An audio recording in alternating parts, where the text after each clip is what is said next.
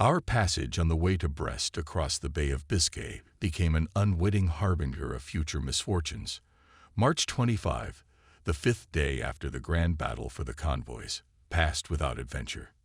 In the thickening twilight of late afternoon, we moved cautiously eastward, having previously filled ballast tanks, cleaned the deck, and tuned the Methox radar to detect the threat of air attack. That night, the radar signaled danger 3 times, and we made an emergency dive. The enemy aircraft dropped depth charges after us. At 10:12 in the morning, an Eidborkert stretched his arms up and shouted, "Airplane." When I saw a tiny black moth dive at us from behind a cloud, I threw the Biscayan cross into the deckhouse. Everyone on the bridge rushed down after it. When the deck was already underwater, I looked at the plane again and realized that you have no more than 30 seconds before another bombardment. Then I dove into the flight hatch and slammed the lid shut behind me just as a giant wave hit us. The U-230 disappeared underwater in 18 seconds, keeping at least 10 seconds to escape from the bombing. When the boat dived into the depths with a trim of 50 degrees, the pilot of the plane took as a reference point for bombing the frothy trail at the site of our dive. 4 bombs exploded near the aft ballast tanks on the starboard side. The explosions raised the stern of the boat above the surface of the bay, giving the pilot the impression that he had succeeded in delivering a fatal blow to us. While underwater, we were surprised that our radar gave no danger signals. We spent more than half an hour submerged, then surfaced, but only for a very short period of time. 12.25. Emergency dive on sighting of a twin-engine airplane. No sign of the pilot using radar. 12.50. U-230 surfaced. 13.32. Alert. Aircraft. No radar search. 4 bombs exploded not far from the boat. Aft horizontal rudders jammed. 14.05. Surface at high speed. 14.22. Alert. 4-engine Sunderland. Abrupt rudder shifts. 4 more bombs exploded. It became obvious that the British have increased air patrols in the Bay of Biscay.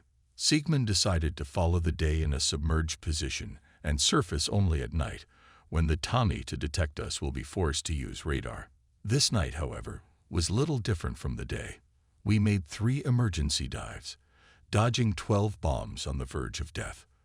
All the next day we remained underwater, moving at 3 knots, and listened warily to the noise of the propellers of the planes of the British squadron sent to the area that adjoined our bases on the coast of France.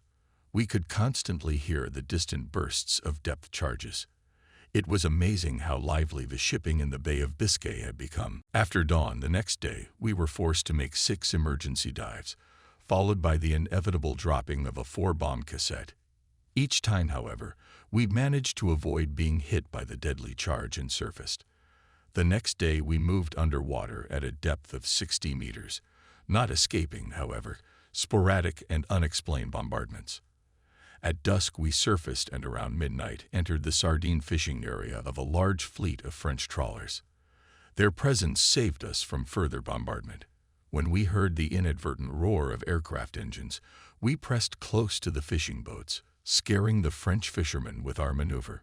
Shortly after noon, we reached the rendezvous point with our escort, but the sea in this place was completely empty. Things did not turn out as we wished. We did not have high hopes for a speedy arrival at the home port, but even small hopes for this seemed unrealizable when it became known from an intercepted radiogram that U-655 was sunk by aerial bombardment an hour before the meeting with the escort. Having made another dive, we began to wait. 6 hours later, just before noon, the Coast Guard vessel finally arrived. Siegmund waited until the ship had gotten so close that we could see its captain in the periscope eyepieces. Then we surfaced. The exhausted submariners climbed out of the hull of the boat, greedily inhaling fresh air. Some began to load anti-aircraft guns and cannon. Others, having taken the first uncertain steps, fell to the deck. A barely discernible purple streak on the starboard side signaled our approach to the shore.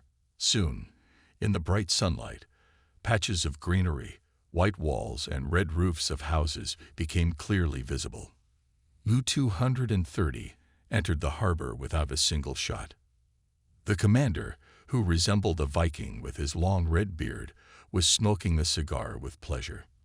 The crew was gathered on the aft deck, smoking and cracking jokes.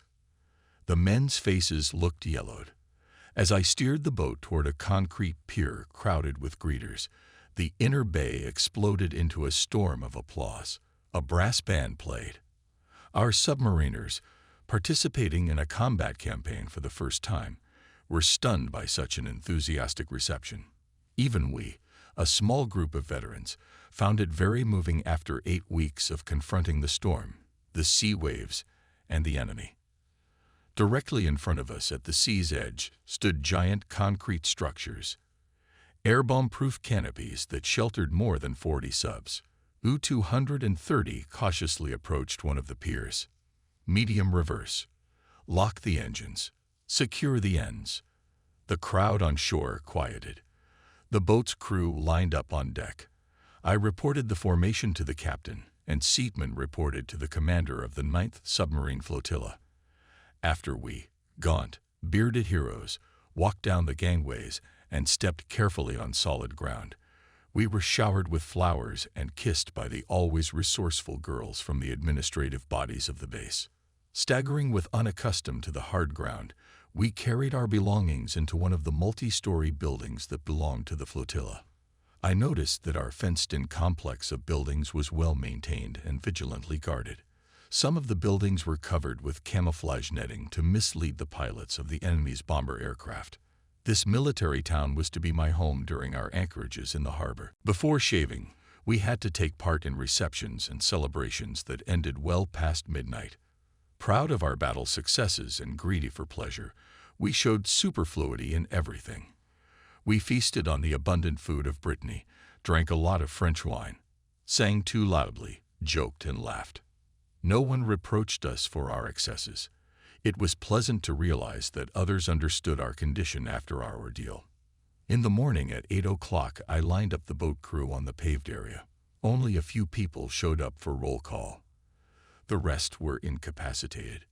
I spent several hours bringing them to their senses, especially Riedel and Friedrich, and preparing documents for the commander's report at headquarters. It was only after spending 16 hours on shore that I was able to think about myself.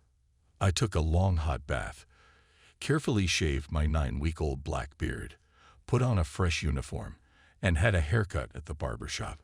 Then, in my refreshed state, I sorted through my mail and began to read the letters addressed to me. The first to open were the pink envelopes from Marianne. Judging from one of her letters, Berlin was turbulent.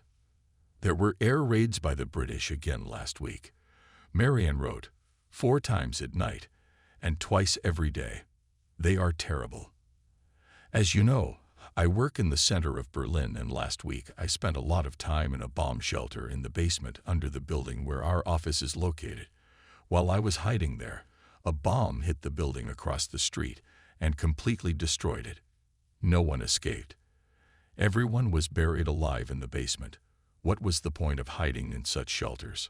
On the way home, I saw the fires, the destruction, and the dead people. I cried all the time. On this day, my best friend died under the rubble. I can't understand why we can't drive the Tommies away. This is the capital of the country. It should be better protected.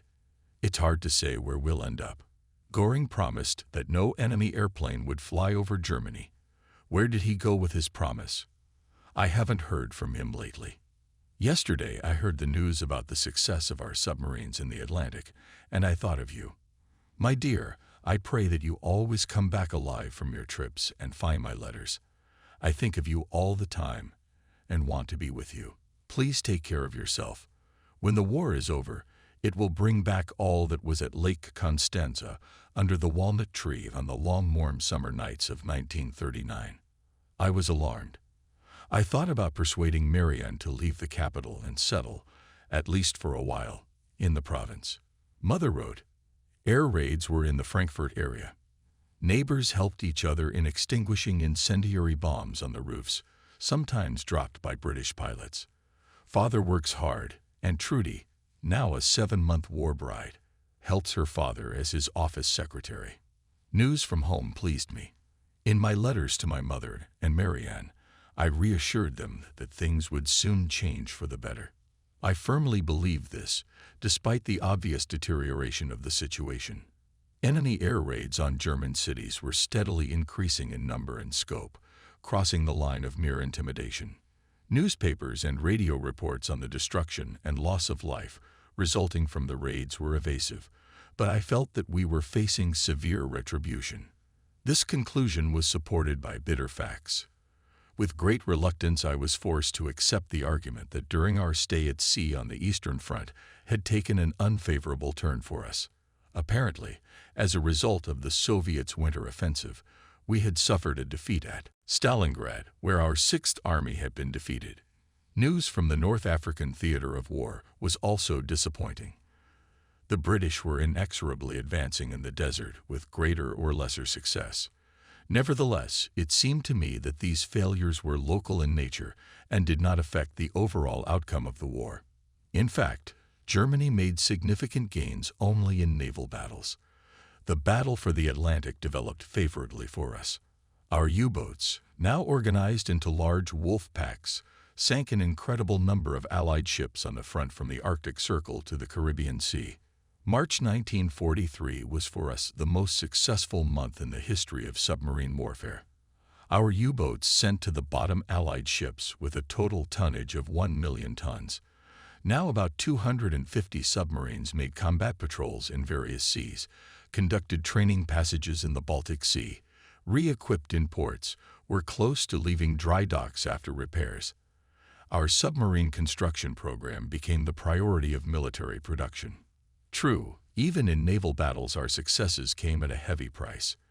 As the size of convoys increased, coordination in measures to protect them between British and U.S. naval combat units improved dramatically. The new type of escort vessels, fast and highly maneuverable patrol ships, corvettes, posed a serious threat to U-boats attacking convoys. But the biggest threat was the enemy's aviation. More and more airplanes appeared in the most remote areas of the sea. They bombed with increasing accuracy our submarines on the approaches to their bases or on the way out of them.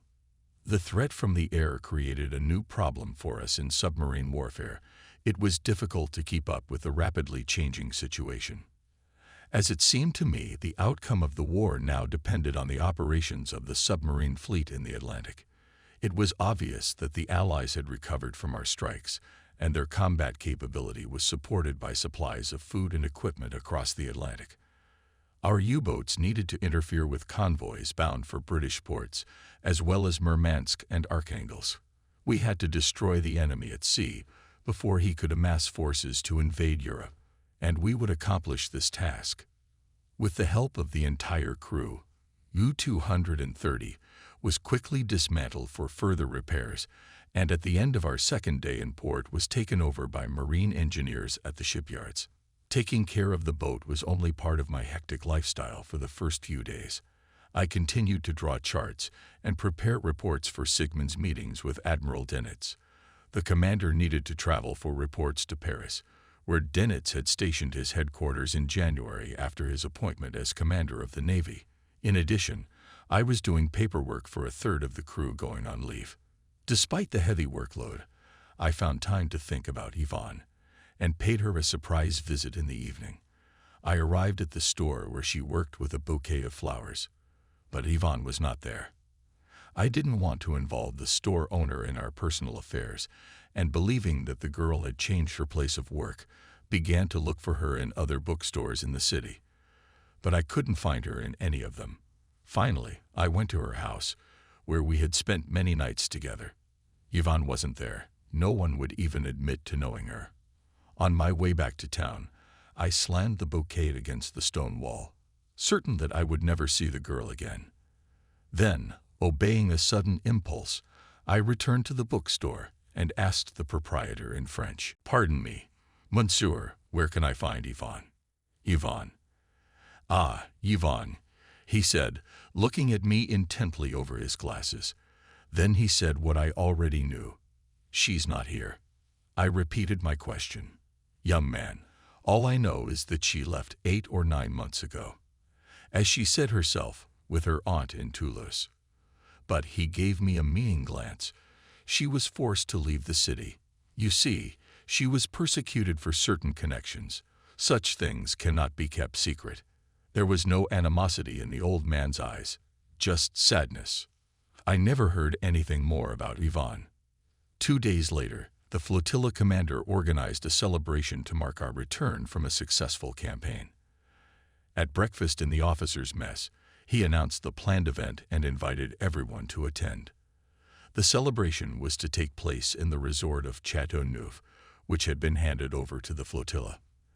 The commander added with a smile, "I've provided a venue, food, drink, a band for dancing. Your concern, gentlemen, is to secure your partners for the reception." I found that finding partners was not an easy task in a town full of lodgers, officers who had never been to sea. When the bus arrived to take us to the gala, the regulars filled it with pretty nurses and secretaries from administrative offices. We, the lone heroes of the sea voyage, were forced to concentrate our trip on contemplating the blooming spring landscapes of Brittany. After sunset, we arrived at the Château, a 17th-century castle nestled among sloping hills. There was no time to admire the beautiful architecture and luxurious furnishings of the château. The palace hall was quickly filling up with guests, and soon I was shaking hands with old friends and fellow students. I hugged my college buddy, Fred Schrager. The gala opened with a bravura march, followed by French, German, and English tunes. French food and beverages of excellent quality were served. The meal began early and ended late. The dancing stopped well past midnight, when the happy couples disappeared one after another upstairs in rooms with velvet drapery and beds covered with silk sheets. The drinking, which most of us missed dearly, continued until the wine and fatigue had knocked us off our feet, excluding, of course, the few, the staunchest. I laid Riedel and Schreiber on the aristocratic bed. Then I made myself comfortable in a soft armchair. After a grand reception in his honor, Siegmund, a loyal family man, went home to Hamburg. On his way he was to report to the admiral in Paris. The officers, my mates, followed the captain's example and left for home to spend a fortnight among their relatives. I, with part of the crew, remained at Brest, unburdened by heavy duties. During those serene April days I was drawn to country walks. I visited the castle with pleasure, splashed in its spacious deep baths, got acquainted with the rich collection of ancient books, went pheasant hunting with farmers who lived in the neighborhood. I watched the buds of trees and bushes budding in the warm sea breezes. The arrival of spring was felt everywhere. One quiet evening, new friends with whom I was socializing at the base introduced me to the piquant peculiarities of life in the harbor. That evening we sipped cocktails at the flotilla bar, played cards, joked and told nautical anecdotes. Suddenly, Foster had an epiphany. "Listen, folks, how about a little party in town? The night has just begun. Let's end it at Madame's house. Let's go to KB all together." His proposal was well received. It was addressed first of all to me, as a newcomer to the officers' companies of Brest. I asked Schreiber, "Fred, what does this abbreviation KB stand for?" Schreiber took a sip of gin and, smiling broadly, said, "K stands for casino, B stands for bar. A casino bar is a place where you can forget your sorrows, drink good French wine, and enjoy the charms of the ladies, all in a completely intimate setting. So, what is this? A regular brothel? Call it what you want, but I suggest you visit it." We walked through the darkened city and stopped at an inconspicuous door with the letters KB, illuminated by the dim light of a bulb. The young lieutenant rang the bell in a special way, letting us know that we were the ones standing at the door. An old woman opened the door, jingling the latch. She recognized some of my friends. As the door opened, I heard a woman's laughter and the words of a French song coming from a phonograph. I run day and night. The dim red lights gave the room an appropriate atmosphere. As we piled into the bar, There were cheers from both sides of the entrance. My friends were responding in French. Hello, Susan. Janine. Good evening. Pauline. Simone. Oh, good evening, Madame. A dozen lively, pretty girls greeted us with exaggerated enthusiasm. Madame was a frail 30-year-old woman with a thick mop of black hair. Fred, noticing that I was looking at her, said, "Don't touch Madame. It's against the rules. No one has ever won her heart. You'd better pay attention to the girls." The female residents of the house, all between the ages of 20 and 30, were unfortunately outnumbered by the arrival of the officers of the first flotilla. When the general excitement died down, all the new arrivals were introduced to the lady of the house and, according to custom, exchanged with her a dignified kiss. Then the real fun began. The champagne sparkled in the glasses, and the maidens swooned in our arms. We danced to the soft music of the tape recorder, sipped fizzy wine, and tasted the sweetness of kissing scarlet lips with such enthusiasm as if we had never done it before and would never have to do it again. As the party continued, our songs became more heartfelt, our laughter more infectious, and our maidens more seductive. We consumed champagne in ever-increasing quantities, and soon our restraint faded, as did the laces of the maidens.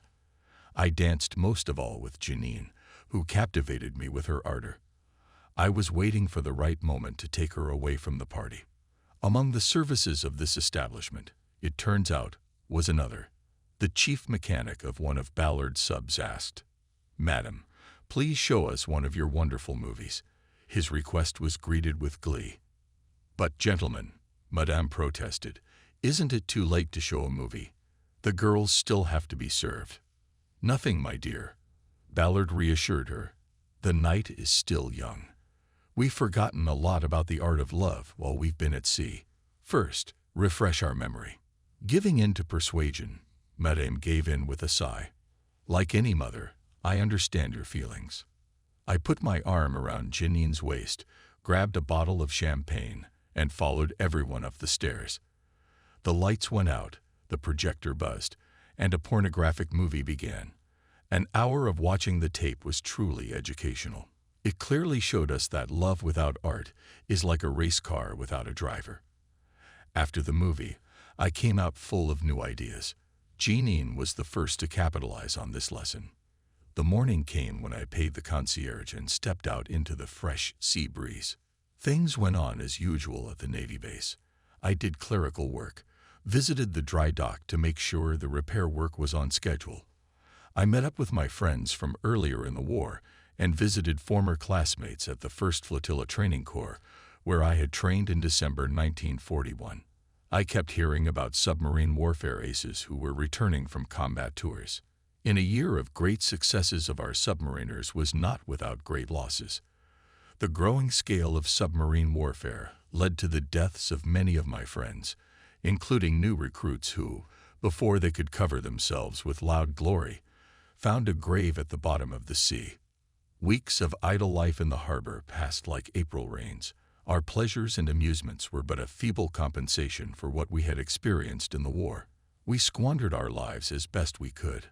I frequented the places where Brittany's gourmet tastes were satisfied, tasted unforgettable lobster dishes at the local German restaurant, see the Commandant, spent evenings relaxing by the fireplace in our country chateau. Then came a night out with Janine at the casino bar. These were nights when the overflowing energy of youth was tamed by Madame's priestesses of love, nights when we forgot about war and duty. During the silent solitude of my room, I thought a great deal and came to the conclusion that the war in the Atlantic was far from over. Pictures of the chaos and destruction that our attacks on convoys had caused came to life. The rumble of bursting torpedoes, depth charges, and air bombs deafened me. These were the hours that made me ponder why war promises us defeat after defeat. The front line was getting closer and closer to the coast. It was now only 2 hours crossing from the harbor, just west of where the sky and the sea meet. There was a thin line between war and peace. In mid-April, the chief engineer returned from vacation. When I saw Friedrich, who still had not shaved off his beard, in the officers' dining room, I came to greet him. "Hello, old boy. How was the hero received at home?" To the drumbeat and brass trumpets. "Did you notice I kept the beard? The kids loved it, so I decided to keep it on." He said he spent most of his vacation traveling and visiting with relatives, so he's glad to be back on base. I briefly and substantively told him about the condition of our sub and the surrounding circumstances. In more general terms, I described our adventures. However, when Riedel, also a bachelor, returned by the evening express from Paris, I did not hesitate to tell him the details of our easy life and elaborate love affairs. Soon all the vacationers returned, having traveled halfway across Europe from home to the Navy base. The commander arrived in good spirits. The wrinkles he had acquired after his first combat tour had smoothed out. Gone was the bright red Viking beard. 3 weeks of rest were followed by several days of intense activity. The repair of the boat was completed on schedule. In 4 days the removed equipment was to be assembled. My last night in port was peaceful. I was troubled only by thoughts about the fate of the future voyage, and I tried to distract myself from them by writing letters. I asked Marianne to take care of herself, and warned my parents that I would not be able to send them any news of myself for a long time. About midnight I finished packing. The new order required us to write a will along with an inventory of the contents of our luggage. I didn't have much to leave to anyone, but when I signed my will, I felt as if I were signing my own death warrant. I wondered if I would be able to hold that envelope in my hands again, or if someone else would open it to fulfill my last will.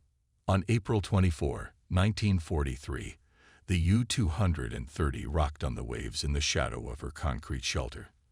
The moorings had been removed from the bollards. The boat's crew lined up at the stern, facing the seeing-off party on the pier. The submariners adorned themselves with flowers attached either to their navy caps or to the loops of their olive-colored uniforms. Beneath them the oily water was whipped by propellers running in reverse. U-230 smoothly set off from the concrete wall and stepped stern first out of the gloom of the shelter into the brightly shining sun. The second submarine, U-456, separated from another berth and went in the keel of ours. On her bridge I saw Forster, an accomplice of Madame's party. We greeted each other with a wave of our hands. Then our boat picked up speed, and the shore, with its friends standing on it, was left behind us. As soon as we passed the center of the bay, the boat was in military order, in actions, words, and thoughts.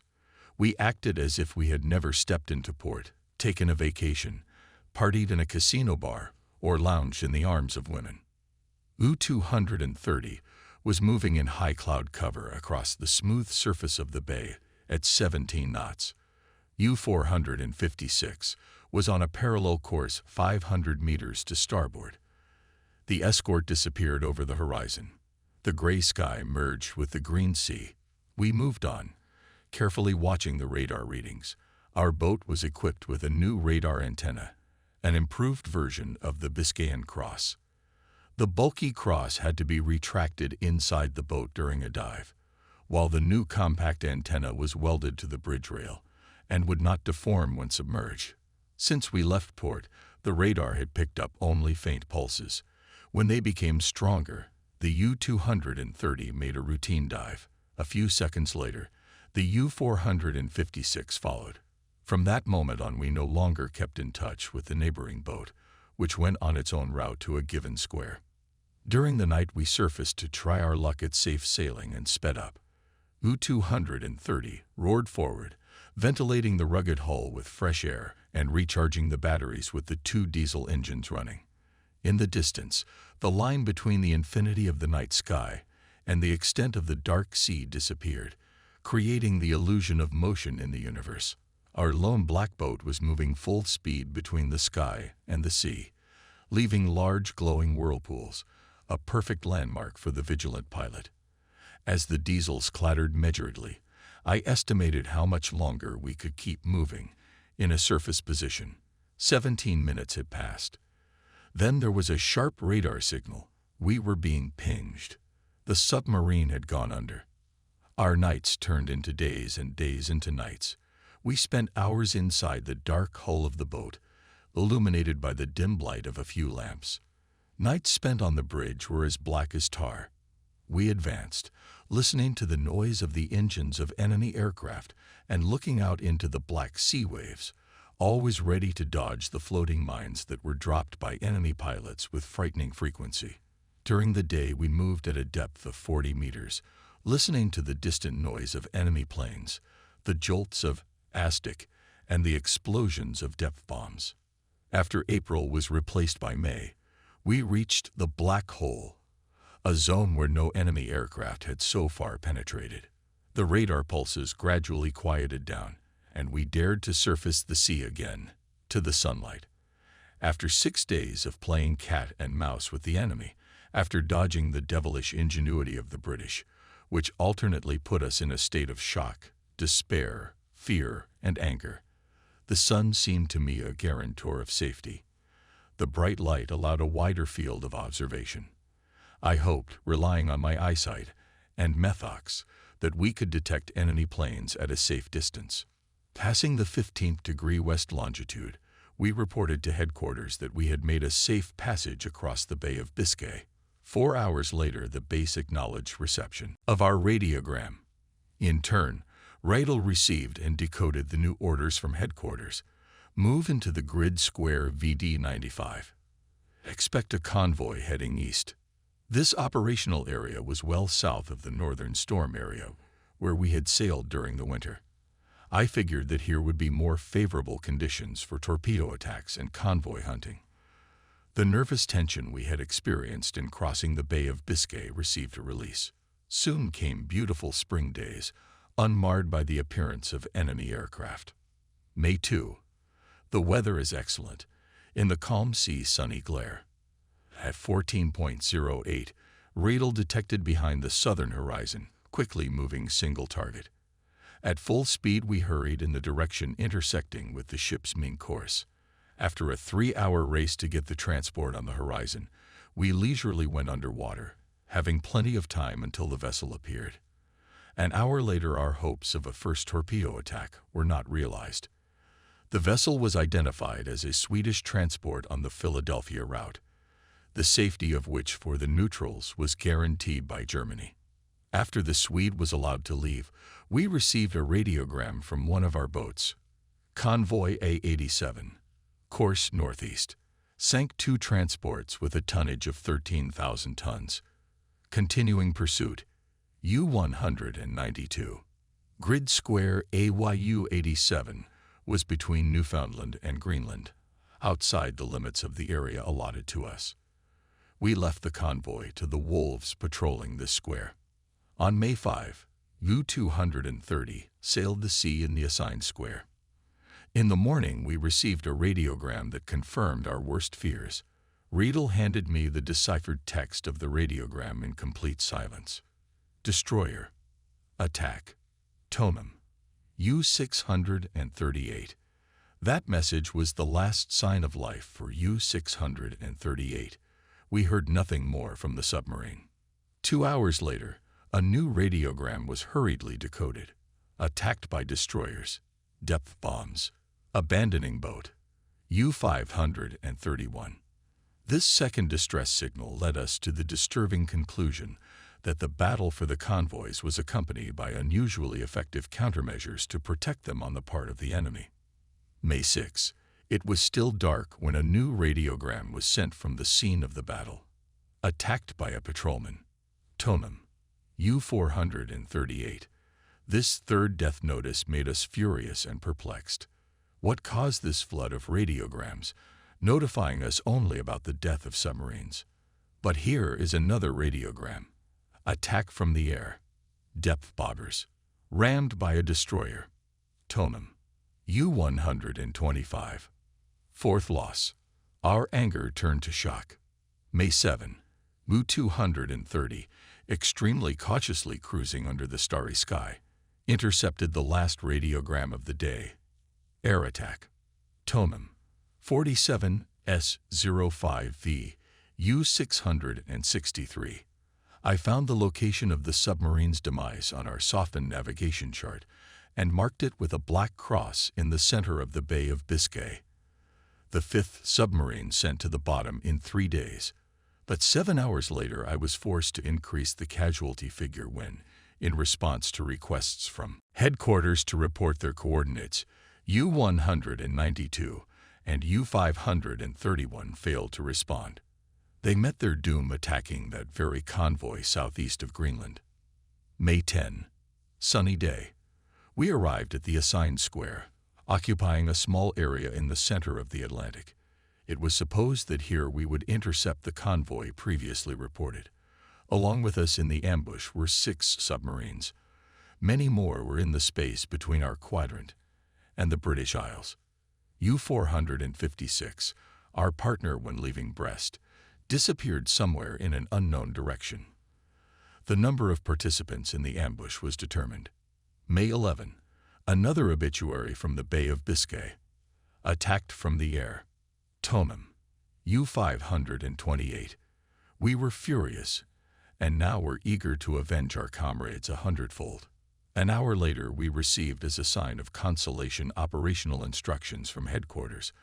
All submarines in the grid square VD to go to intercept the convoy moving in an easterly direction in BD 91. Attack the convoy at your own discretion. U-230 immediately moved at full speed on a new course.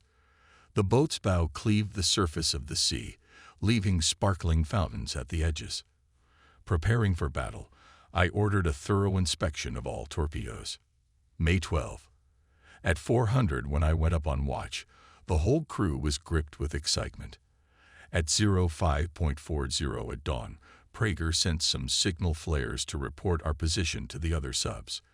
At 6:20 he reported from below that we were on the estimated average course of the convoy. I reduced the speed of the boat and turned it westward toward the convoy, which was cautiously advancing. Before sunrise, the eastern horizon had turned a blood-red color.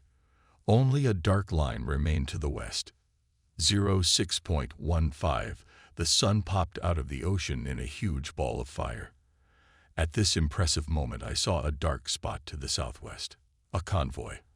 I called Sigmund to the bridge and said, "My present to you, Herr Captain." "Thank you, XO. That's encouraging news at last." We watched the dark spot grow in volume. Soon the commander turned the boat's stern to the black-gray fountains of smoke. On the horizon to the westward, 3 mast tops grew distinctly, showing themselves completely from behind the horizon. The 3 ships appeared to be escorts, minesweepers going in front of the convoy. Following a zigzag course, they approached us, bouncing like marionettes on an empty stage. We slowly pulled back to the east, keeping a safe distance and trying to determine the convoy's course. 06.38. The tops of the masts dotted a large part of the horizon. Smokestacks appeared behind them. These were the transports we were hunting for in the first place. A mighty formation of masts and chimneys rose higher and higher out of the sea. We were in a perfect position to attack almost at the head of the column.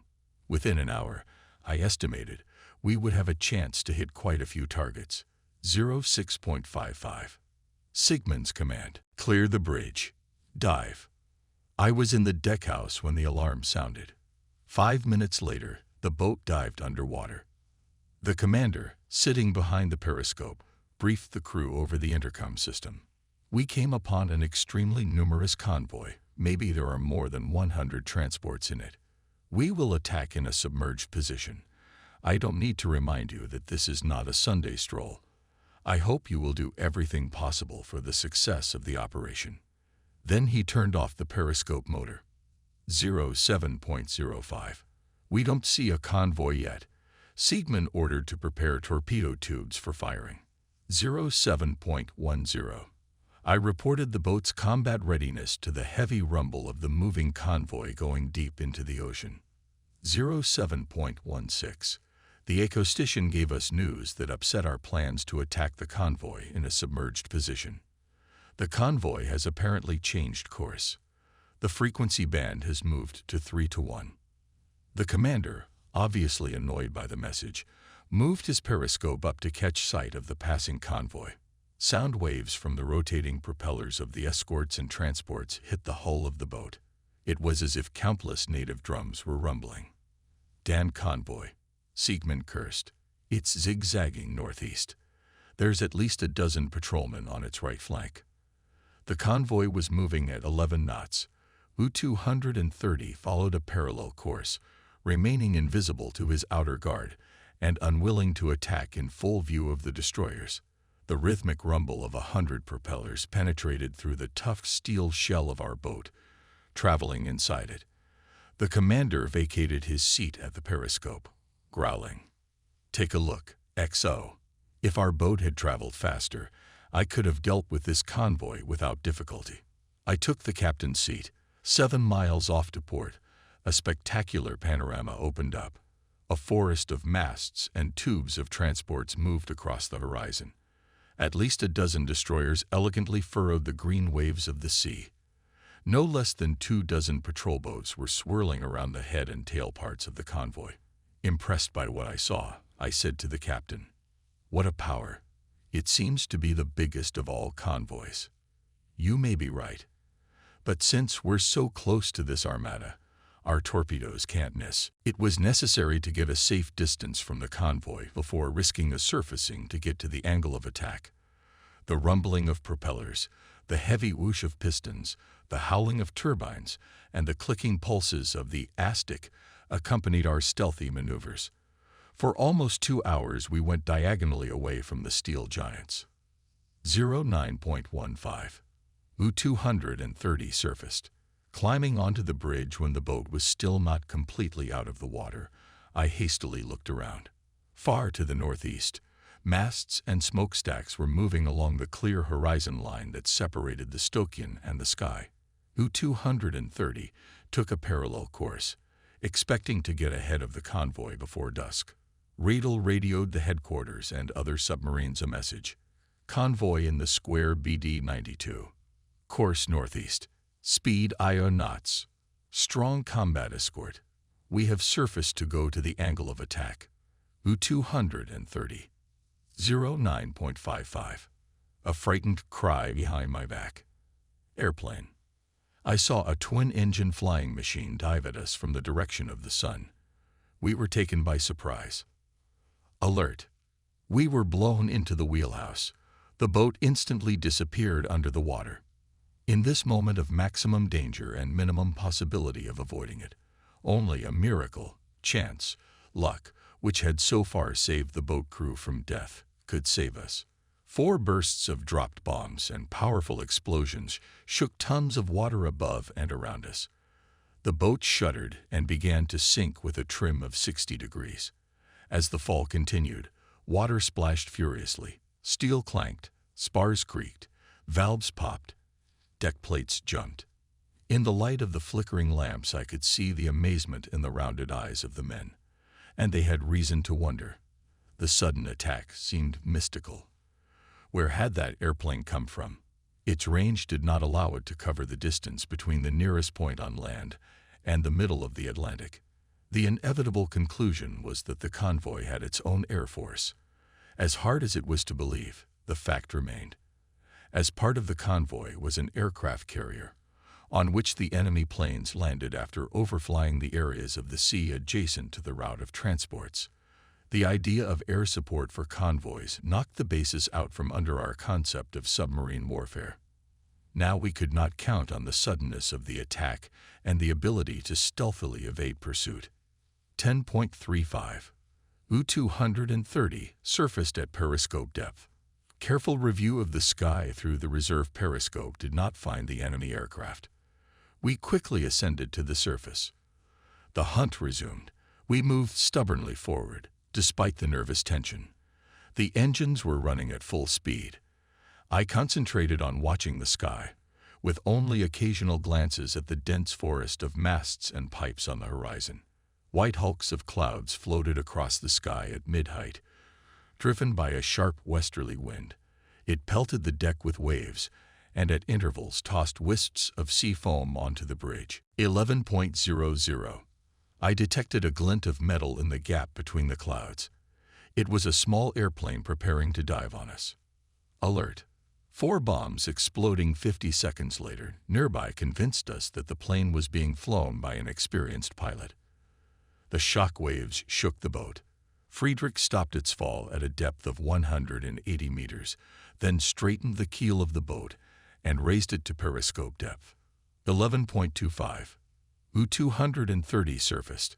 We rushed forward and rushed after the convoy with grim determination. Obeying the hunting instinct, continued the pursuit despite the constant threat from the air. We could not be stopped by the constant bombardment.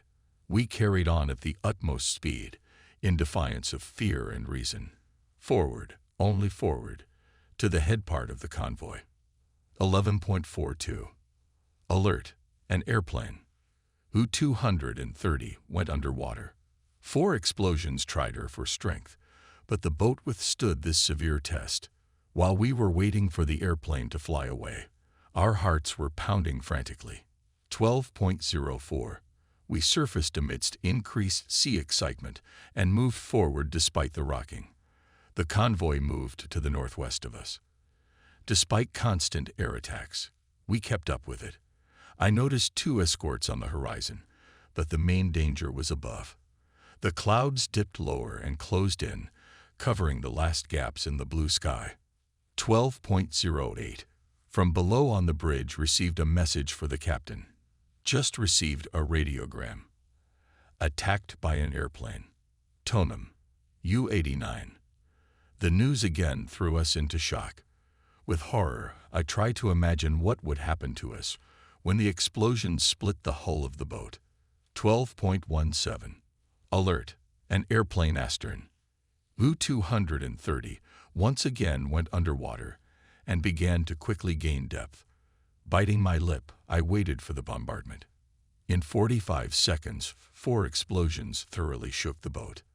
Every second of delay in diving during the airplane attack brought us closer to the convoy. But if we were even a second late in going underwater, the aerial bombardment would have ended our hunt, and our lives too. 12.30. We surfaced again. This time there were only 3 of us on the bridge. The captain, the chief sailor, and me. We raced forward, though the thought of possible death depressed us for an hour. 13.15. A twin-engine plane suddenly dropped out of a low cloud just 800 meters astern. It was too late to dive. After a second stupor, Siegmund commanded, "Right rudder." I retreated to the rear of the bridge to fire at the plane from the anti-aircraft gun. The sailor took up the second anti-aircraft gun. As it approached, the airplane rapidly increased in size. While the boat was turning port side, it spiked toward us, firing machine gun fire at the open rear of the bridge. Neither the sailor nor I was able to fire a single shot. Our anti-aircraft guns were jammed. The plane dropped 4 bombs. I thought they were falling right on top of me. Then the pilot roared over the bridge so low that I felt the heat from the exhaust pipe of the flying machine. 4 bombs exploded alternately along the starboard side. Huge fountains of water rained down on me and the sailor standing by the anti-aircraft guns. U-230, staying afloat, continued to move forward, cutting through the waves. The airplane, having used up its ammunition, turned around and flew towards the convoy. 13.23. The radio operator informed the captain about the urgent radiogram. "We are attacked by an airplane. We can't dive underwater. We're sinking. 45 Est 25V provide assistance. U-456. Prager, clarify the coordinates," responded the captain. "Maybe we can save the crew of U-456. The captain's desire to save his comrades was like suicide. We were close to death ourselves. But the main thing is to help. Had we been in U-456 position, we would have expected the same." Seconds later, Prager reported, "U-456 is only 12 miles away, bearing 15 degrees starboard." The commander immediately changed course. 13.50. We spotted an airplane circling 4 miles ahead. Then I saw through binoculars the nose of U-456 sticking out above the surface of the sea. The boat's crew members were trying to hold on to the slippery deck by grasping the steel cable that stretched from the bow to the bridge. Many were standing in water up to their ankles. The airplane continued to circle over the sinking boat. It would have been reckless of us to approach the U-456 in such an environment. Attempts to save the boat were hampered by another danger. A patrol boat appeared from the horizon behind our stern. Apparently, it was called by an airplane. Now we ourselves could die. U-230 turned away from the plane. Escort and U-456. We hurried behind the convoy. 14.22. There's an airplane astern. Again, we were late with the dive. A single-engine airplane flew at low altitude in a straight line in our keel. I pulled the trigger on the anti-aircraft gun. It jammed again. I kicked the magazine box with my foot, clearing the obstruction, then fired at the approaching target. The sailor did the same. The boat turned starboard, avoiding the bombs. The pilot, forcing the work of the engine, made a circle and began to dive at us from the front. He was flying very low when the airplane's engine rumbled and stopped. The machine collapsed one wing into a high wave, the other wing at the same time striking our light hull. The pilot threw himself out of his cockpit, making a sign with his hand that he needed help. I then saw him blown to pieces by the same 4 bombs that were intended for us. 4 powerful shocks from the starboard side shook the boat. However, we still managed to safely leave the scene of the tragedy. The demise of the airplane must have disrupted the schedule of enemy aircraft sorties. Minute after minute passed without attacks from the air. At full speed, U-230 rushed towards the convoy.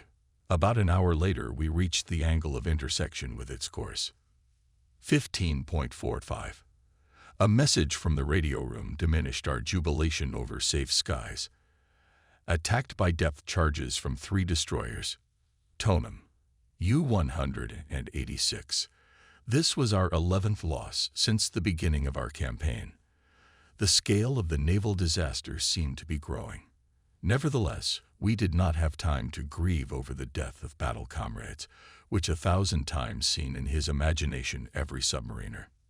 16.00. U-230 approached the convoy.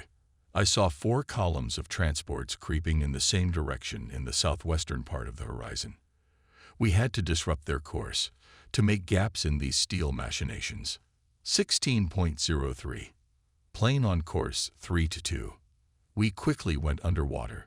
Almost simultaneously, 4 explosions went off, pushing the boat further down and causing the vertical and horizontal rudders to stall when they were required to work. A few minutes later, more explosions rang out nearby. Challenging our pursuers, however, Seidman ordered the boat raised to periscope depth. He extended the periscope but immediately lowered it down, cursing. Damn it. This guy dropped a smoke bomb and stained the water yellow. Even though our dive site was marked with paint, the captain ordered us to attack the convoy before the escorts could drop depth bombs. The thumping of the Aztec pulses, the deafening bursts of depth bombs nearby, and the rumbling of the convoy's hundreds of ship engines provided a grim backdrop to our attack. 16.38. The periscope is up. The command sounded. Torpedo tubes from the 1st to the 5th to fire. Shove. Apparatuses 1 through 5 to fire ready. I quickly replied and froze in anticipation. Zygmunt turned the periscope to see what was happening on the opposite side and suddenly shouted, "Urgent dive! Glavmer, for God's sake, hide her quickly. The destroyer is ready to ram us." Down to 200 meters. I was almost certain that the destroyer was about to crash into our deckhouse. As soon as the boat disappeared under the water, the steel hull was hit by the sound waves of the destroyer's thunderous rumble of engines and propellers. The rumbling increased so rapidly and was so deafening that we froze in place. U-230 continued to sink, but she was sinking too slowly for us to escape the dangerous effects of the depth bomb explosions. A terrible explosion scattered the seawater. A series of 6 charges whipped the boat, threw her out of the water, and lowered her to the sea surface at the mercy of 4 British destroyers. The U-230's propellers were spinning at top speed. For a second, everything went silent. The British froze in amazement. It seemed like an eternity until the time when the bow of the boat plunged into the water, and it began to go deeper and deeper to the bottom of the ocean. A new series of depth bombs lifted the stern. U-230, losing control, spinning, falling to the bottom. With a trim of 60 degrees, the boat went to a depth of 250 meters before Friedrich managed to stop the fall. Moving underwater at a depth of 230 meters, we believed that we were just under the bombing zone of the enemy and hurried to get out of the zone. Once again, we were doomed to languish in the conditions of maximum possible immersion. 16.57. Distinctly audible splashes on the surface of the ocean informed us of the dropping of a new series of depth bombs. 24 warheads exploded one after another at short intervals. A deafening murmur came over our boat. The blast wave again pushed her sharply to the bottom of the ocean, while the endless echo of the explosions rolled through the water column. 17.16. A new burst of ordnance deafened us and brought us to a standstill. Under the effect of the blast wave, the boat gave a strong roll. Steel hull rattled and creaked, valves opened, rudder boiler gaskets leaked, and soon the bottom of the stern filled with water. The pumps pumped relentlessly, the periscope gaskets loosened, and water entered the cylinders. Water flowed everywhere. Under its weight, the boat was sinking into the depths. Meanwhile, the convoy was dragging right over her. 17.40. The rumbling had reached its limit. An unexpected splash warned us that we had 10 to 15 seconds to catch our breath before another series of explosions. They almost got us. As the echoes of the explosions spread in the ocean depths, the bulk of the convoy leisurely passed the place where our boat had been tortured. I imagined the transports bypassing the group of escorts that had tried to destroy us. Perhaps we should have taken the risk of a deeper dive. I did not know where its limit was, at the level at which the steel hull could burst under the pressure of the water mass. Nor did anyone else.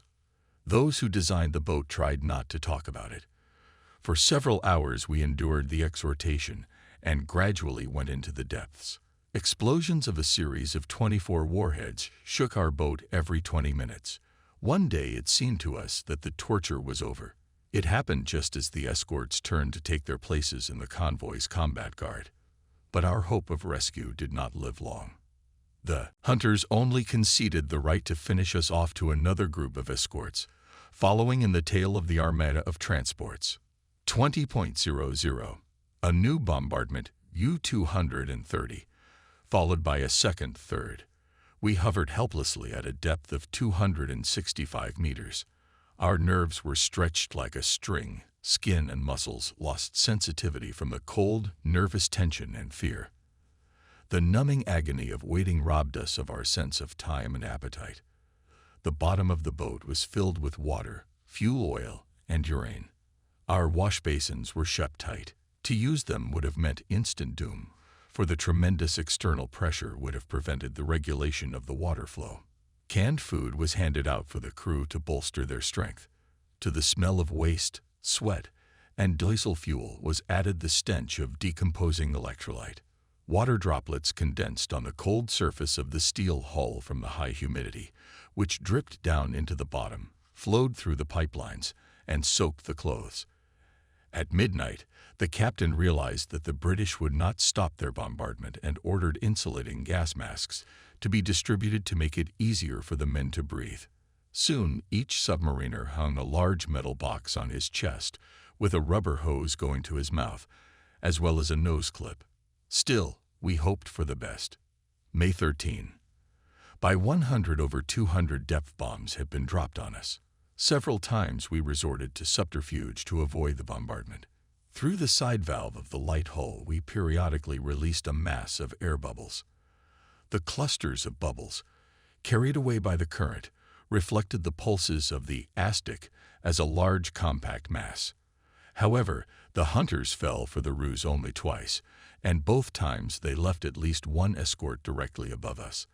Having failed, we gave up the game and concentrated on conserving our strength, compressed air, and dwindling oxygen reserves. 04.00. The boat had sunk to 275 meters. For 12 hours now we had been bombarded without any hope of rescue. May 13 was my birthday, and I asked myself if this day would be my last. How long could I count on luck? 08.00. The bombardment did not abate. The water level in the bottom rose above the slabs. The water splashed at my feet. At this depth, pumps pumping water from the bottom were useless. After each explosion, the chief engineer pumped some compressed air into the tanks to ensure that they remained buoyant. 12.00. Differential of the submerged boat increased sharply. Our supply of compressed air was threateningly reduced, and the boat sank even lower. 20.00. The stuffiness increased, the more so because we were breathing through insulating gas masks. The devil himself seemed to be pounding on the steel hull of the boat, which creaked and creaked under the incredible pressure. 22.00. As dusk fell, the bombardment intensified. The furious attacks, the time interval between which was shortening, showed that the enemy was losing patience. May 14. At midnight we approached the limit of survival of the boat and crew. We had reached a depth of 280 meters and continued to dive. I began to make my way through the center passage, pushing and rocking the men, keeping them awake. Anyone who fell asleep might never wake up again. 03.00. The rumble of bombardment continued, however, without results. We were more threatened by the water pressure than by the depth charges.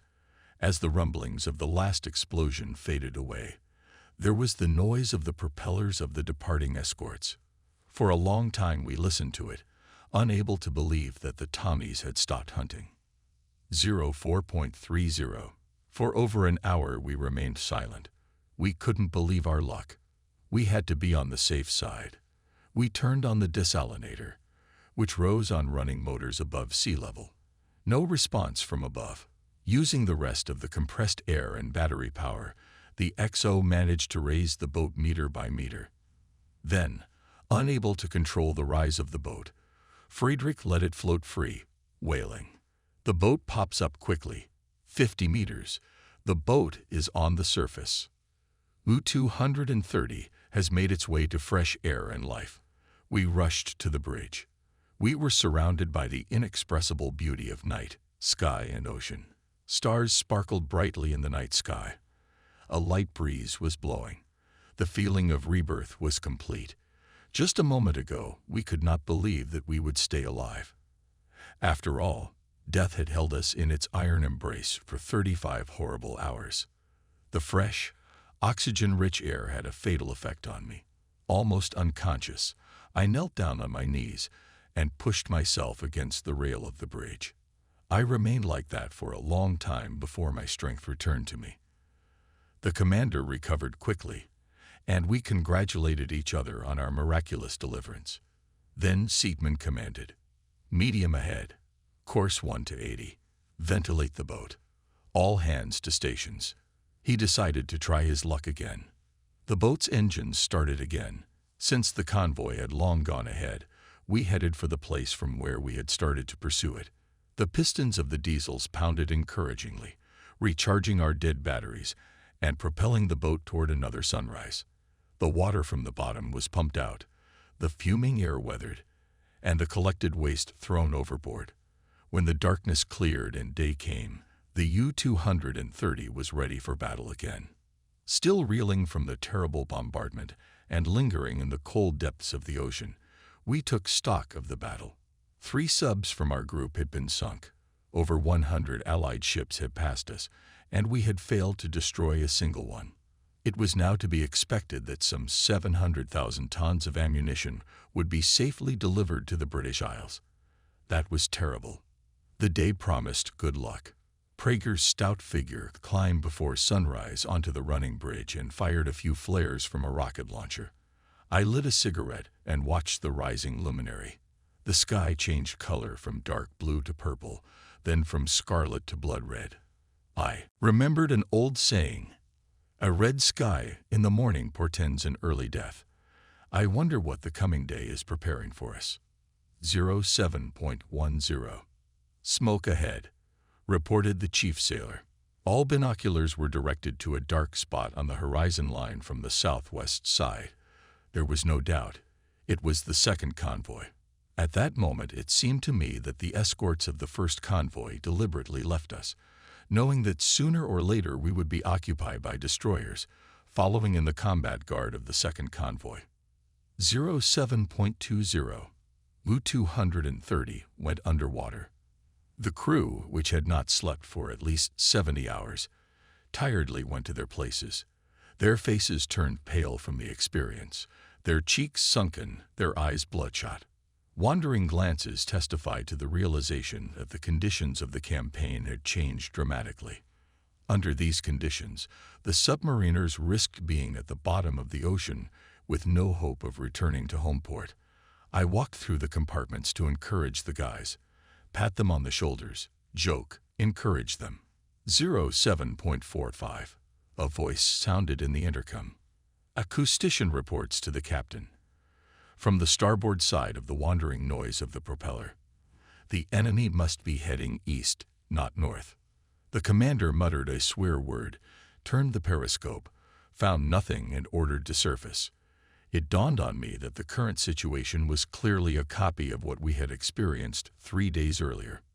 07.50. Sigmund and I went up to the bridge, and after making sure that there was no threat from the air, began to follow the convoy.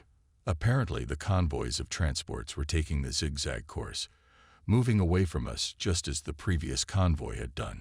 What appeared to be easy prey suddenly slipped from our grasp. Without delay, we began the hunt. 08.00. Airplane on the sunny side. A quick dive made us out of reach of the bombs. Glavny immediately raised the boat, and we went on at periscope depth. The airplane took off. After a few seconds, Sigmund folded the periscope handles, waited for it to slide down, and grumbled angrily. Damn them, those birds. The plane dropped a smoke bomb. Let's get the hell out of here. Chief Engineer, Emergency Surfacing. 08.32. U-230 hurried to the east, away from the thick black smoke that marked our location. To the right astern, a cluster of transports exposed their masts and smokestacks. The patrolmen and destroyers were zigzagging, strictly coordinating their maneuvers. 08.55. Attacked twin-engine aircraft from the stern. In a few seconds, U-230 went underwater. 4 explosions scattered the sea waves. 09.15. Resurfaced and followed straight ahead. Sigmund was handed a sad radiogram on the bridge. Attacked by an airplane. Tomum, U-657. Again, each submariner thought about how much time would pass before we too would be sent to the Creator. 10.05. Alert. As if by magic, an airplane appeared. The U-230 quickly dived under the water. When the rumble of explosions subsided, the boat moved on. We surfaced and dived several times, dodging the bombs. The boat shook and vibrated under the brutal bombardment. As a result of the merciless attacks, it slowly deteriorated. Rivets broke, bolts and nuts cracked, the steel hull shattered, spars bent, and yet it remained controllable. The commander firmly led her to the angle of attack. At sunset, Sigmund's persistence in pursuit of the convoy seems to have been rewarded. Hiding from escorts over the horizon, we were several miles ahead of the convoy. But then the Flying Devil forced us to dive underwater again.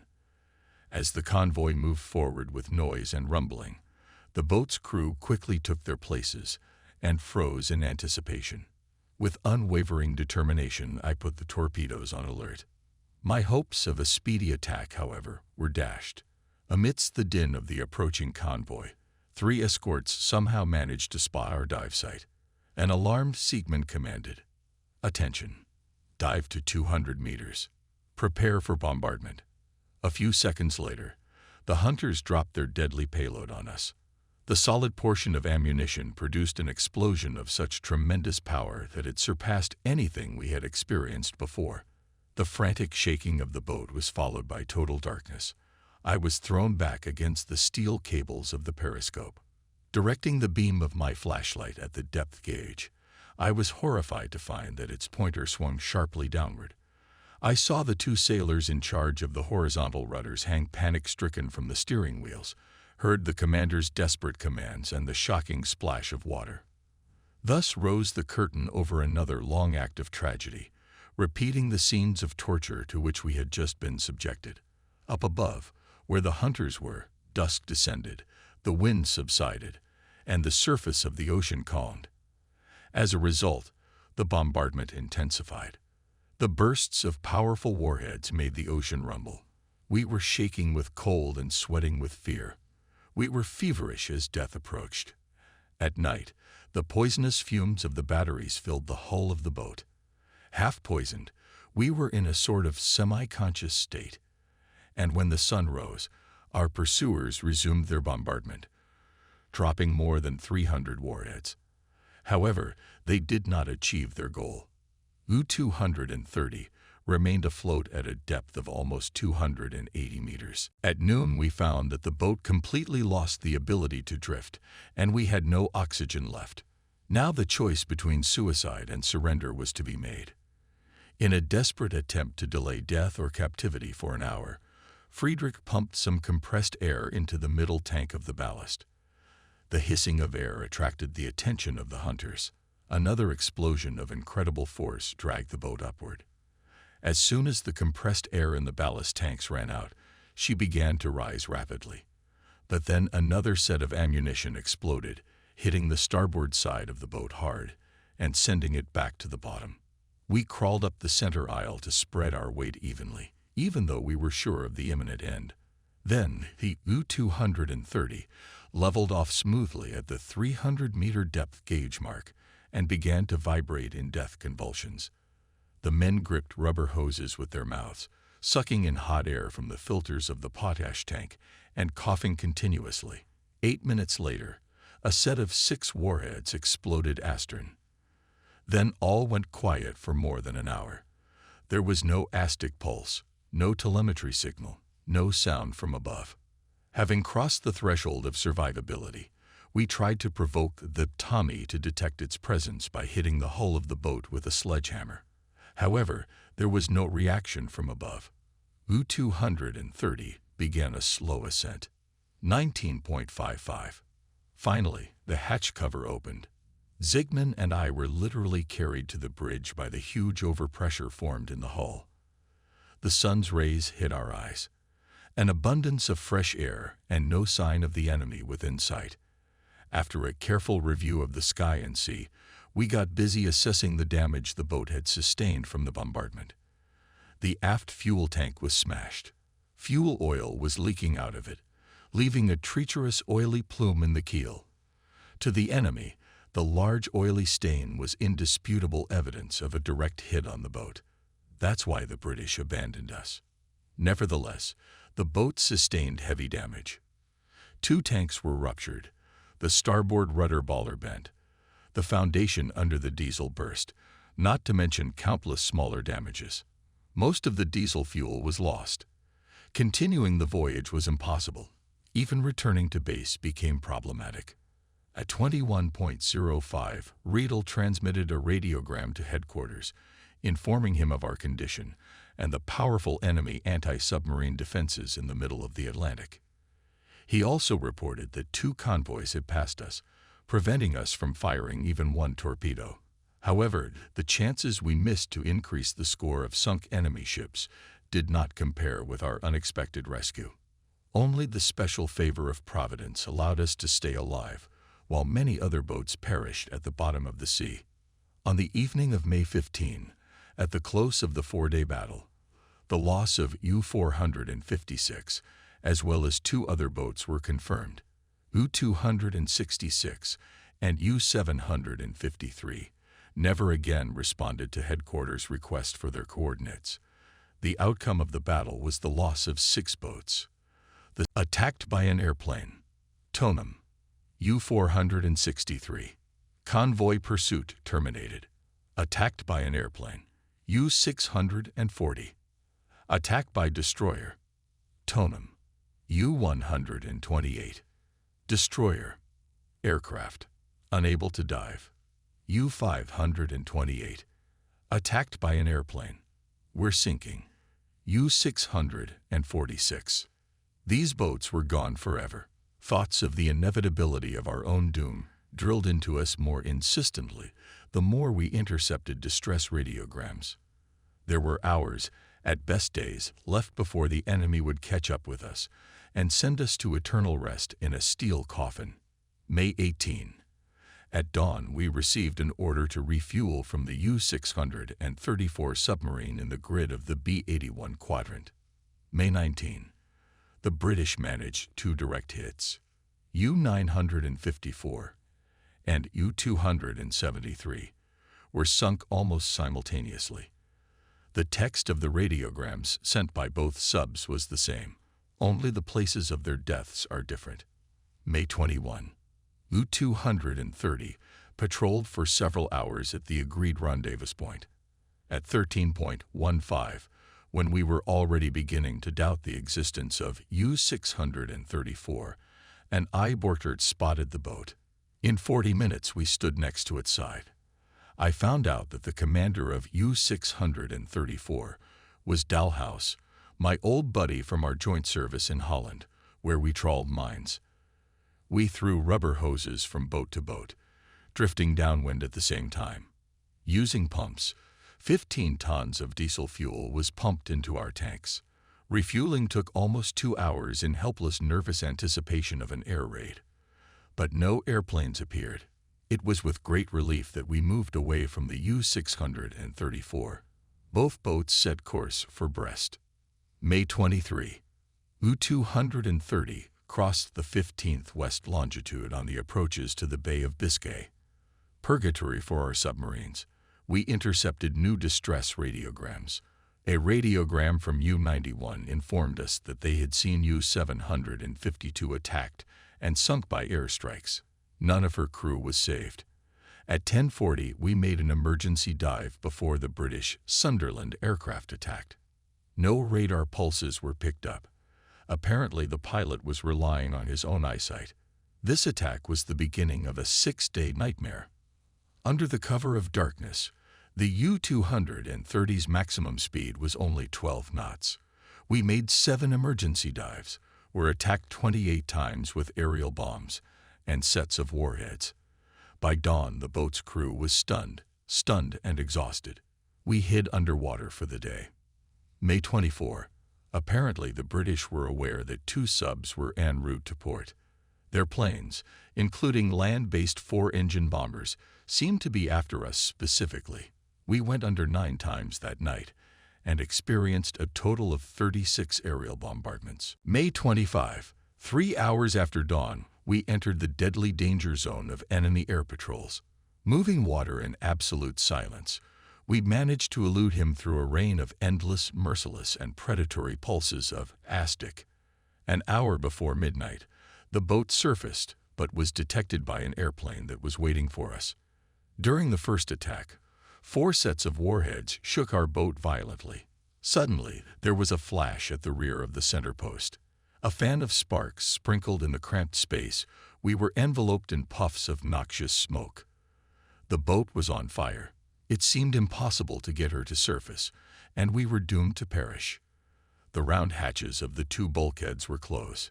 Several men with fire extinguishers began to put out the fire.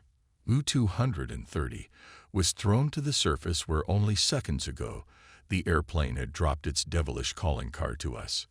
Clouds of thick smoke choked us. The fire was leaping from wall to wall. I pressed my handkerchief to my mouth and followed the captain into the deckhouse. The boat leveled off. We hurried to the bridge. Someone threw ammunition for our gun on the deck. The port side diesel engine started. Flames burst from the gunwale hatch.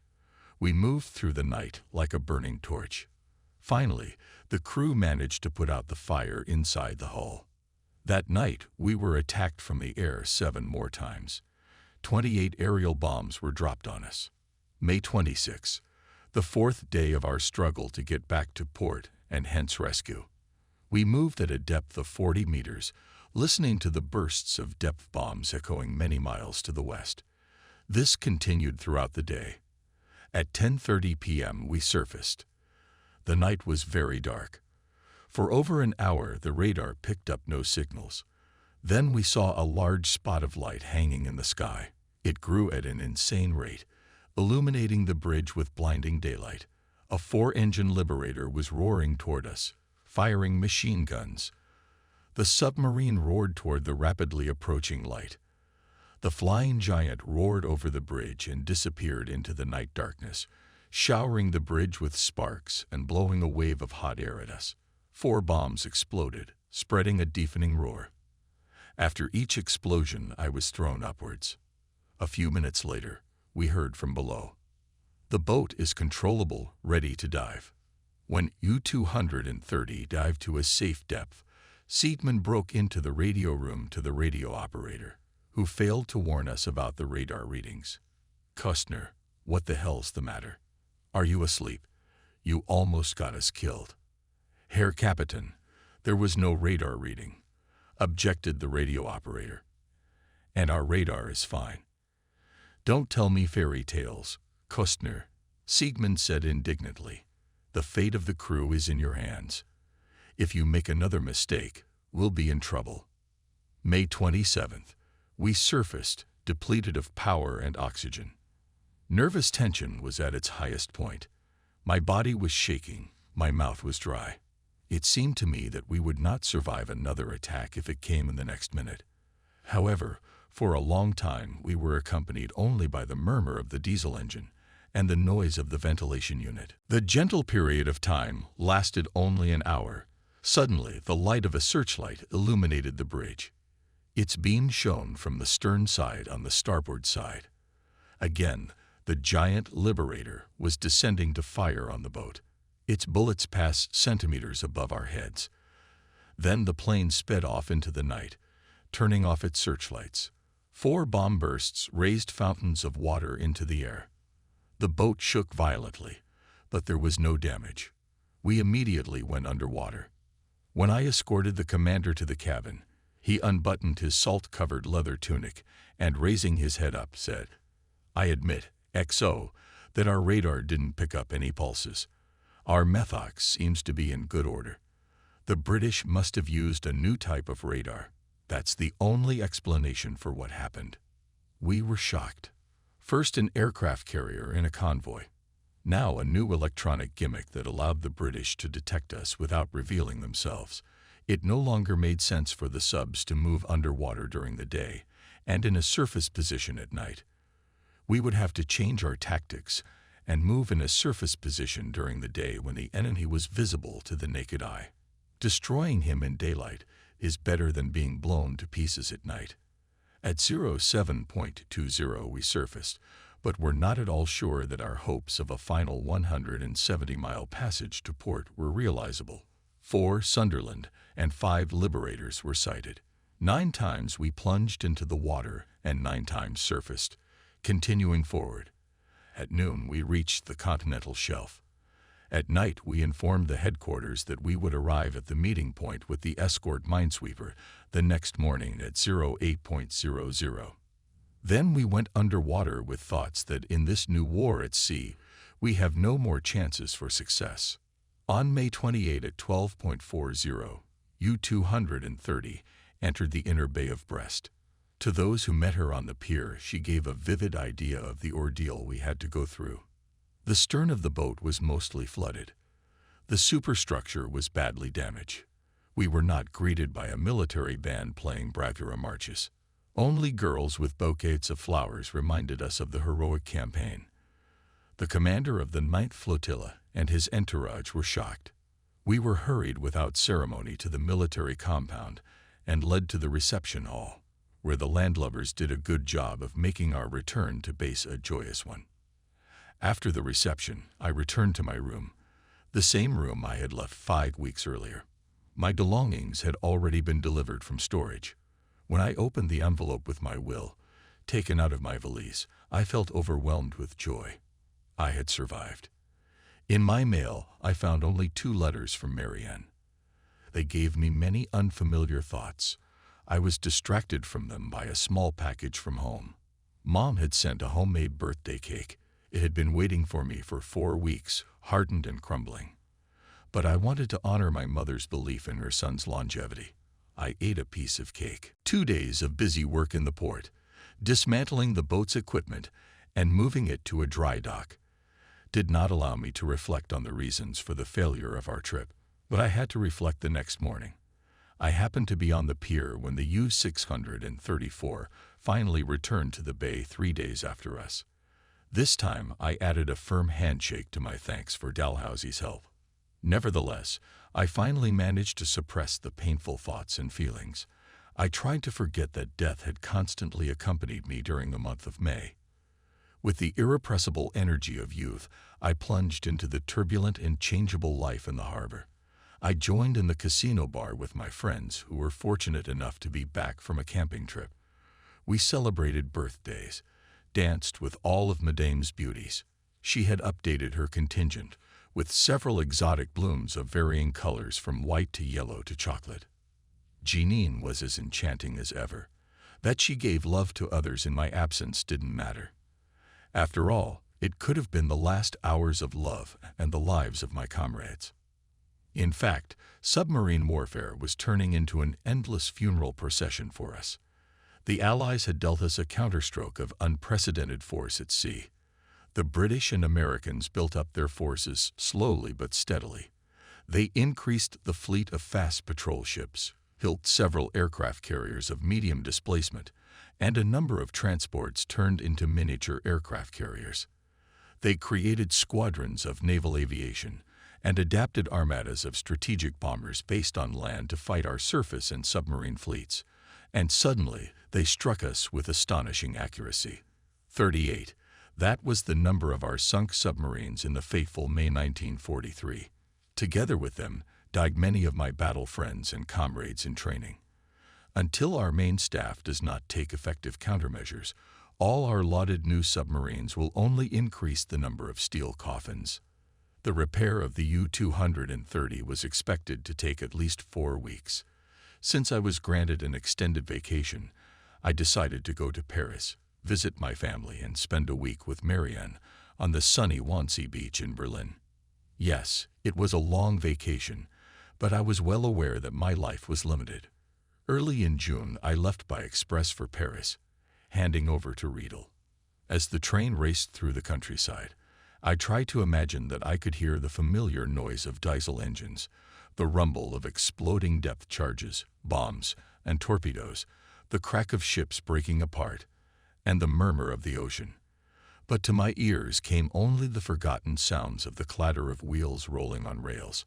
I arrived at the Montparnasse train station in Paris in the early, still fresh morning. A cab took me to a hotel near the Place Vendôme, which was intended for the accommodation of naval officers. I had resolved to refrain from amorous liaisons during my short stay in the city, but the abundance of aggressive maidens soon put my determination to a severe test. I hastened to the cool halls of the Louvre and spent the greater part of the day in strolling through the Gallery of Apollo, the Grand Gallery, and the Hall of the Caryatids, where, according to legend, quite a number of Huguenots were hanged. In the evening, I went to a fine restaurant near the Opera and dined in solemn solitude, then walked along the Boulevard des Capucines, rejecting several offers of paid love, and returned to a cozy hotel room. The next day, I had plenty of free time before I left. In the morning, I walked along the Place Pigalle, had a hearty breakfast at a small cafe in Montmartre, and climbed the long staircase to the Sacré-Cœur. I spent the afternoon and evening on the left bank, idly wandering the streets and scraping money in cafes. Paris, beautiful Paris, how I hated to leave it. At 10 p.m., however, I boarded a train for Germany. The morning sun was already high when my express train arrived at Frankfurt station. I immediately noticed that the huge glass dome over the railroad tracks had been badly damaged by enemy bombing. The panes had been blown out, leaving only the bare steel frame. This sight was a sad prelude to my return home. As usual, I returned to my family without notice. When my mother opened the door to my call, she looked at me as if I were a stranger. After waiting for a second, I said, "Hello, Mom. Would you let me in? It's so good to be home again." I noticed that my mother was shaking nervously from time to time, and that she had lost a lot of weight. It seemed to me that sadness was eating away at her, but I didn't ask her about it. I thought I'd say something nice. "I'm so glad to be resting at my desk again." Naturally, she asked if I was hungry, claimed I looked very gaunt, and worried about my health. "Tell me, do you have enough warm underwear? Maybe you don't know, but we gave all the extra clothes to our soldiers fighting in Russia. Your boots, your ski suit along with your skis. Tell me, how's the war going in the Atlantic? We don't hear so much about our subs now." I said she would soon hear about our successes again, and deciding that I would not discuss the war effort with her, I changed the subject. "How are you? How's Trudy? Has she seen her husband lately?" "Trudy is fine," answered the mother.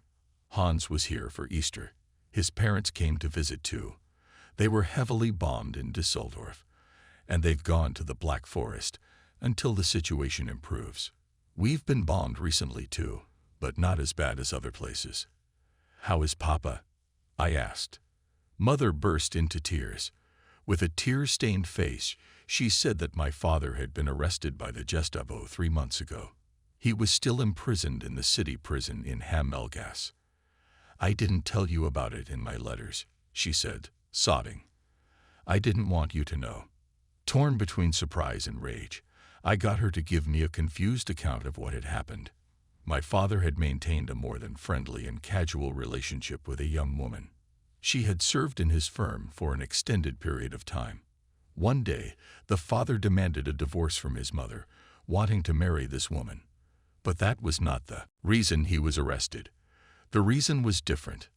The woman he loved turned out to be Jewish. According to official ideology, such an affair was a crime.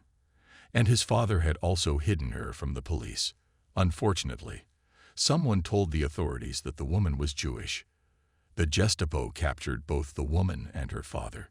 She was thrown into a concentration camp, my father into prison. My father's arrest made me furious. This was not the first time the authorities had done injustice to him. In the winter of 1936, the activities of my father's finance company and 36 other similar firms were terminated, simply because they did not meet the political guidelines of the leaders of the Third Reich. Father was deprived of his life's work without explanation or warning. He was forced to start the business anew at the age of 46.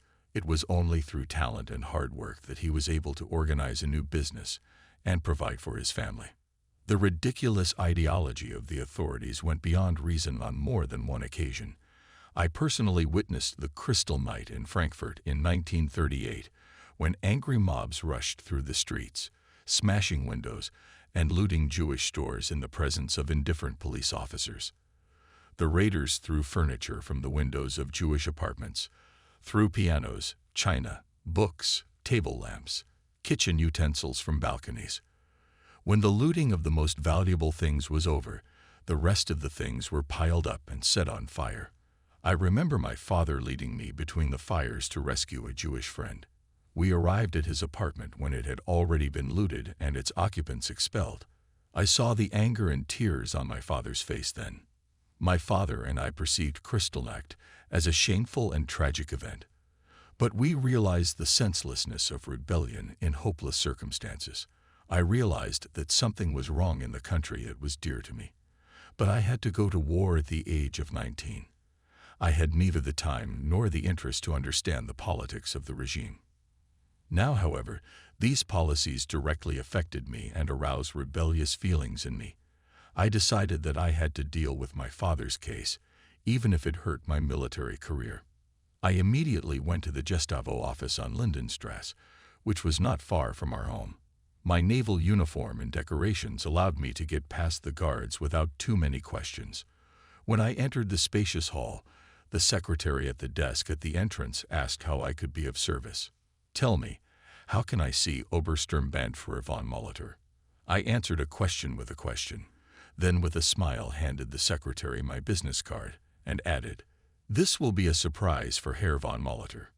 I supposed that he had seldom seen submarine officers, and even so few whose fathers were behind bars.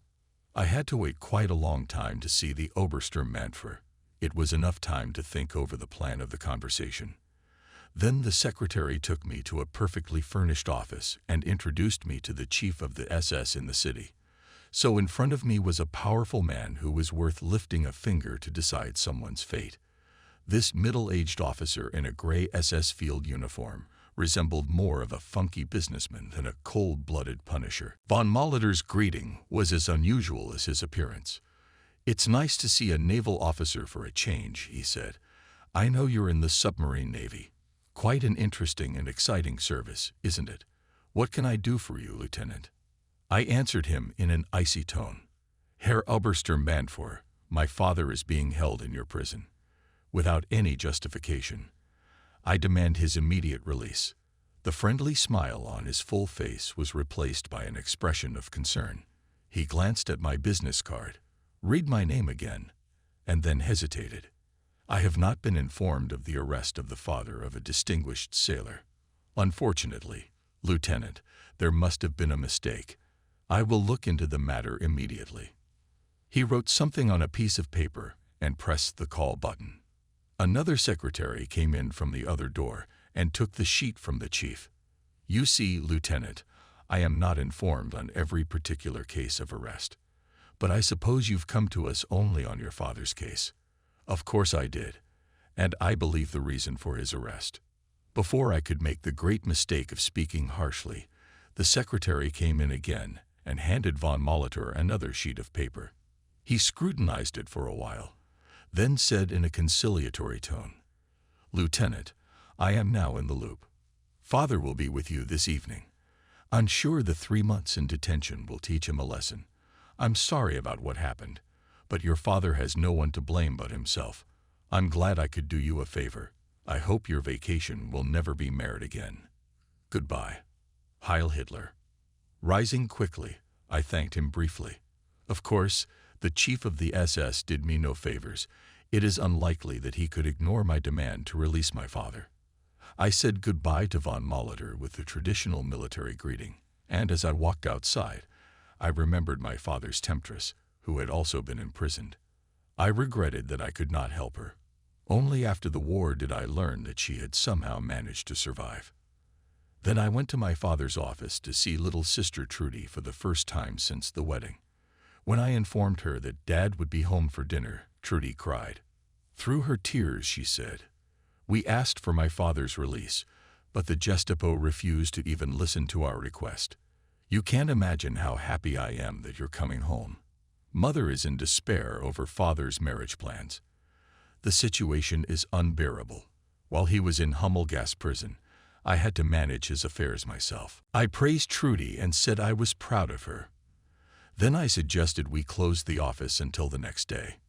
On that day, we would organize a family party. My sister gave the appropriate orders to the woman manager, and soon we were back home together. Mother was very worried and nervous, but was ready to forgive father if he did not ask her. The latter option became less likely after my father lost the opportunity to see the object of his lust. Dinner time was approaching when a turn of the key unlocked the front door, and my father, unaware of my presence, entered the lobby. As soon as he saw me, he knew at once who had facilitated his release from prison. Silently, we shook hands. My father's face had a week's worth of stubble. The Gestapo wouldn't even let him shave. Dinner passed in a strained atmosphere. It was difficult for us to find a common topic of conversation. I spoke briefly about the situation at the front in the Atlantic, withholding the truth. The colossal difficulties of our armies on the Russian front and Rommel's total defeat in North Africa seemed to worry my father more than the trouble with the Gestapo. He told me about the increased air raids on Frankfurt and the relocation of his business establishments outside the city. We discussed many topics except one. My father never mentioned his affair or raised the possibility of divorcing my mother. From my perspective, the most important thing was that he came home. As for the preservation of the marriage, this was a problem that father and mother had to resolve between themselves. 24 hours later, I arrived in Berlin. As I walked out of the station, I was struck by the scale of the destruction. There was broken glass, pieces of plaster, torn stone, and bricks everywhere. For the first time, I was not greeted at the station by Marianne. With the intention of going to Marianne's office, I took a streetcar to the center of the capital. The ride was depressing. Massive bombing had nearly leveled much of the city, leaving construction debris, dust, and millions of human tragedies. I felt as if the ground beneath me was failing, as if I were a refugee getting off yet another train. Eventually, I reached the place where Marianne worked, which is where the 7-story building used to stand. But there were only a few ruined walls. There was a pile of broken bricks 2 stories high. I left the ruins and looked for the nearest subway station. Then I took a train to the suburb where Marianne lived with her parents. As I got off the subway, I saw houses burned to the ground and destroyed buildings everywhere. Death and destruction seemed to follow me around. As I approached Marianne's house, I prepared myself to experience the tragedy I suspected. A pile of ashes stood before me where the house had once been. Its chimney stuck out like a warning finger. Around it were scattered broken bricks and stone blocks blackened with soot. Steel beams had been bent in the fire. Debris of all kinds lay everywhere. There was a wooden plaque stuck in them with the inscription in red paint: "The entire Gartenberg family is dead." Before I left, I reread the inscription 2 or 3 times. I had lost my ability to think. There was something scratchy in my throat. My heart was petrified. In that instant, all my feelings and thoughts died. They burned up like the houses around me. I became completely insensitive to everything. Another train brought me home to Frankfurt. I spent 4 aimless days in the city, grieving for Marianne.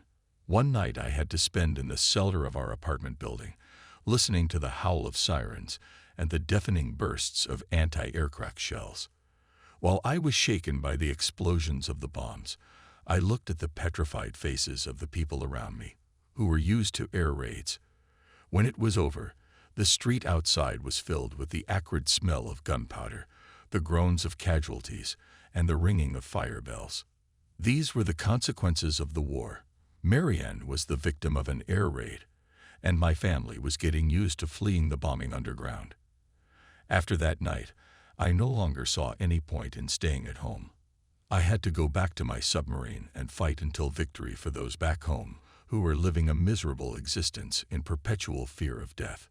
After spending the night on a dark train, I arrived in Paris. The city breathed peace.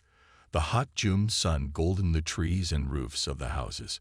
The heat reminded me of the uncomfortableness of the Navy uniform and made me think of the advantages of civilian clothes. It was not easy for me to mingle with the motley Parisian public, who, somehow or other, tried to ignore the war. I noticed that most elegantly dressed Parisians ignored people in uniform. I realized what a gulf separated me from them, who enjoyed all the pleasures of life, and how far we military men, who had no choice but to fight and die, were from the people who lived in peaceful interests.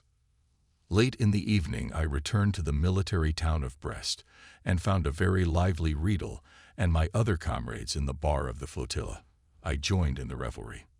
The bar shook with our riotous merriment and obscene sea songs.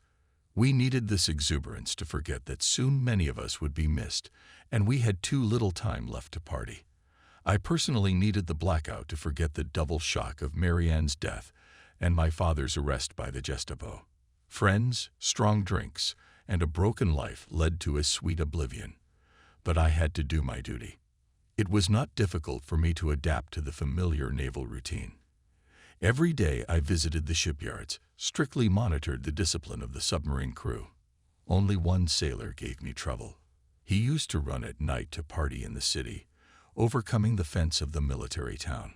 Unfortunately, he often got into fistfights over women, so I decided to send him to the brig for 8 days. In other respects, he was a fine fellow and proved himself a reliable submariner when our boat left port. During my brief absence, the flotilla headquarters made a remarkable acquisition. It was found that the flotilla plays an important part in the German Navy, and it is necessary for it to have its own photographer to familiarize posterity with interesting events in the life of the compound. The photographer turned out to be an attractive young woman. A chance meeting with this woman in the morning prompted me to invite her to sit in the bar. As we sat there, I noticed, "You have a very familiar Southern accent, and your pronunciation is a bit different from Berlin's too." She parried my remark with a smile. "I agree. I grew up on Lake Constanza, on the northern coast." "What a coincidence," she exclaimed. "I used to live across the lake in Constanza. My name is Veronica, but many people just call me Vera." I invited Vera to dinner, and she agreed without a second thought. After the day's work, I took a swim in the swimming pool, which was also a new acquisition of the flotilla.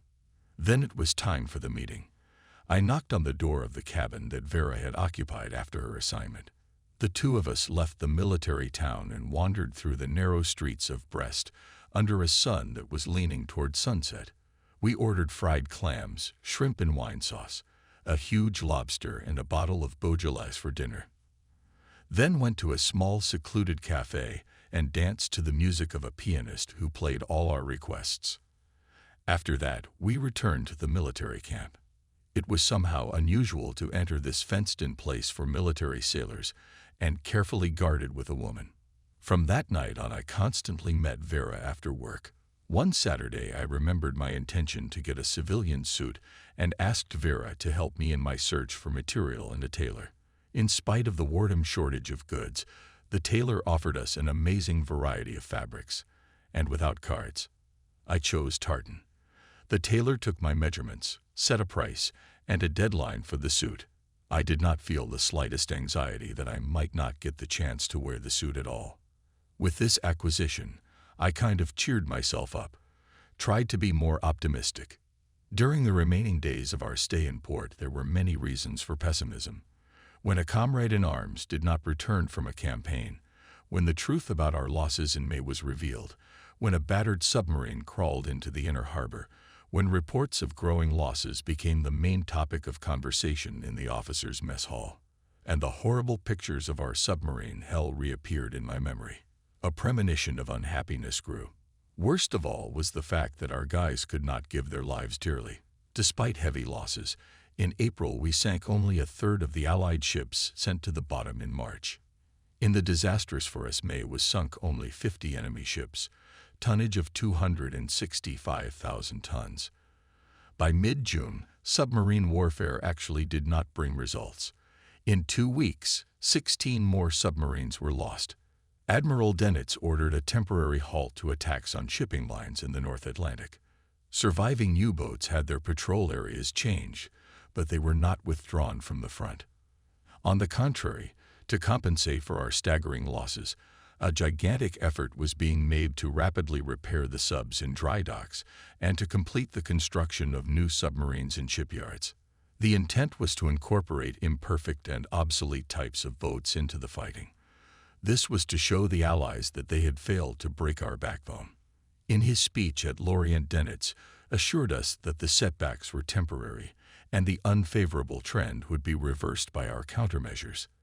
But in the meantime, we must still put to sea. According to the Admiral, our efforts tie up the Allied naval forces in the Atlantic and divert their bombers from air raids on German cities. At the end of June, I took the U-230 out of dry dock and brought her to the pier where refitting had to be completed. From that time, all our absences in the port stopped. Now the main thing was the submarine, the war and preparation for the inevitable collision with the enemy. That was the reality. The rest, empty wishes and dreams. June 29 at noon, after the commander returned from a meeting of high-ranking submarine officers of the Western Front, he asked me to come into his room. "Take Friedrich and Riedel with you," he added. "I have interesting news." 20 minutes later, we were at Siegmund's.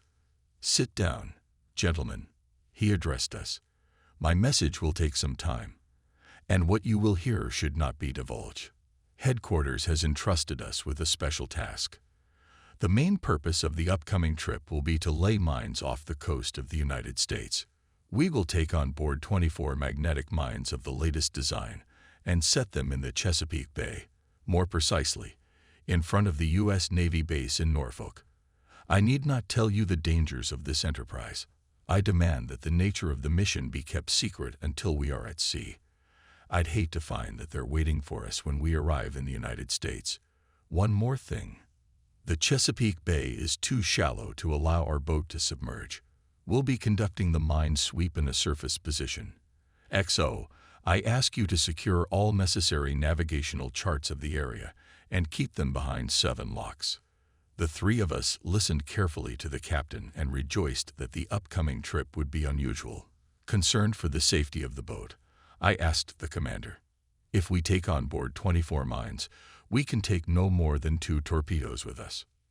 That's right, XO, only 2. The rest of the space of the boat will be filled with mines, for the loading of which you are responsible. Friedrich has entered the conversation. How much fuel will we take with us? The usual amount. It's all worked out. The refueling of the boat will be carried out by one of the submarine tankers in the West Indies, the area of our future operations. There will be supplied with food, fuel, and torpedoes. Riedel, take care of outfitting the crew with tropical uniforms and an appropriate diet. Gentlemen, the captain concluded, I believe we will be at sea for the rest of the summer. On July 1, we loaded mines aboard the boat. The unusual cargo immediately caused the crew to speculate. Some people were sure we were going to mine a British port. Others thought it would be the Bay of Gibraltar. The most speculative claimed that we were going to an important port on the coast of West Africa, Freetown. The heated gossip brought a smile to my face. It was good to see the crew eager to put to sea, as it were. But the closer the date of going to sea got, the more I doubted the reversal of the situation in the Atlantic for the better. None of the expected technical innovations had arrived on the U-230. It was claimed that our Methox radar was the latest advancement in radar. The installation of additional anti-aircraft artillery barrels on the boat was promised, but they did not arrive in sufficient numbers in port.